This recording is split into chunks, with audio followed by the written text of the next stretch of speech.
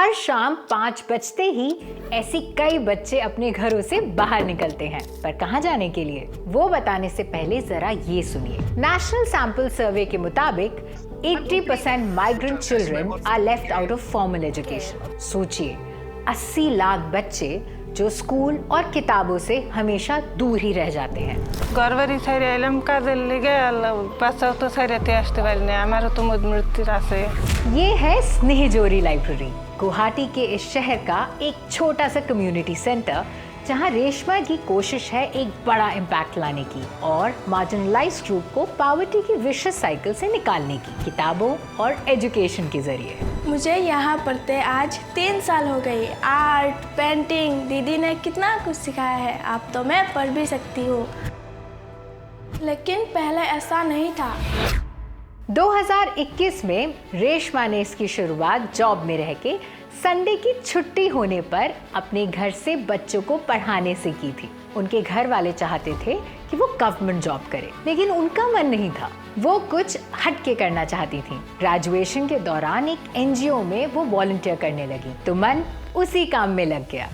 मैंने महसूस किया कि एजुकेशन सिर्फ बच्चों को ही नहीं, उनके पूरे जनरेशन को सुधारने की ताकत रखती है। और वहाँ मैं एनजीओ से जुड़कर पढ़ाने भी लगी थी, लेकिन तब तक कोविड आ चुका था। आसपास के कुछ बच्चे उनके पास आने लगे और वो उन्हें कहानियां सुनाने लगी। धीरे धीरे हर दिन ये नंबर बढ़ता गया। कोविड आया तो रेशमा घर से काम करने लगी। हर रोज हमारे घर के बाहर बच्चों का मेला लग जाता था। उनके पेरेंट्स भी आकर पूछने लगे, क्या हम कोई स्कूल चला रहे हैं? लेकिन कोविड खत्म हुआ। हर रोज का ये सिलसिला 2021 से बन गया सिर्फ संडे के संडे का। जब संडे को पढ़ाते थे तब बच्चे पूछते थे, दीदी हर दिन क्लास क्यों नहीं हो सकती है? उनमें से बहुत सारे बच्चे स्कूल भी नहीं जाना चाहते थे, लेकिन वो लाइब्रेरी में आकर सीखना चाहते थे। उनकी इन सीखने की चाहत को देखकर मैंने फैसला किया कि मैं जॉब छोड़ दूंगी। घर वालों ने खूब टोका, समझाया कि आगे बहुत मुश्किल होगी, जो कि सही भी था। ना तो कोई प्लान था और ना ही फंड्स।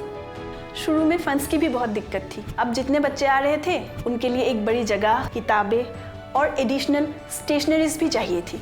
लेकिन जिनसे भी वो मदद मांगने जाती थी, लोग उन्हें उनकी कास्ट या रिलीजन के बेसिस पर मना कर दिया करते थे। लेकिन दीदी हमारे लिए लड़ती रही।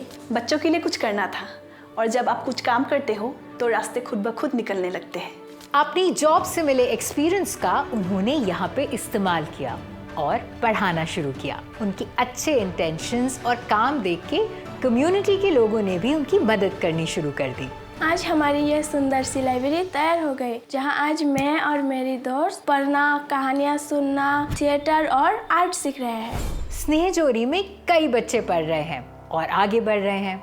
उनके स्कूल्स में एडमिशन्स हो रहे हैं और आसपास के जो स्पेशल नीड्स के बच्चे हैं, जिन्हें कोई भी स्कूल एडमिशन नहीं देता, स्नेहजोरी के पास आके अपनी जिंदगी बदल रहे हैं। सिर्फ यही नहीं, अब तो मेरा छोटा भाई भी दीदी के यहाँ पढ़ सकता है। चलो अंदर जाकर पढ़ते हैं।